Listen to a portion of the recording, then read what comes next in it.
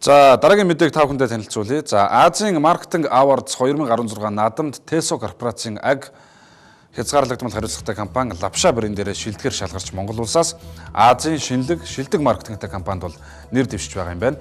За тэгэхээр аг хязгаарлагдмал хариуцлагатай компани маркетингийн багийнхан улсынхаа томоохон компани маркетеруудаас ганцаараа ялагчулж тус наадмыг зорьсон бөгөөд энэхүү наадамд Монгол улс анхудаа оролцож байгаа юм а. За Монголын маркетингийн холбооны төлөөлөгчид болон аг компани маркетингийн багийнхан Индонез улсын Бали арал дээр Азийн шилдэг маркетеруудтай өрсөлдөж өөрсдийн компанийн тухай илтгэлийг тавьж байгаа юм. Энэхүү наадамд оролцож Азийн маркетеруудтай туршлага солилцсноор шинэлэг маркетингийн санаануудаас суралцах боломжтой болохын зэрэгцээ өөрсдийгөө Азийн бусад улс орнуудад таниулах нэгэн гарц болж өгөх юм байна.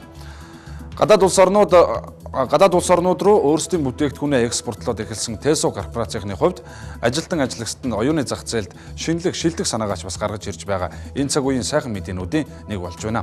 Азийн 20-од улс орон өрсөлдөж байгаа энэхүү наадамд Монгол улс анхудаага оролцож байгаа бөгөөд тус наадамд улсаа төлөөлөн оролцсон хамгийн анхны компани нь Teso корпорацийн аг компани Lavsha брэндээр оролцож байгаа нь бахархууштай үйл явдал болж байна.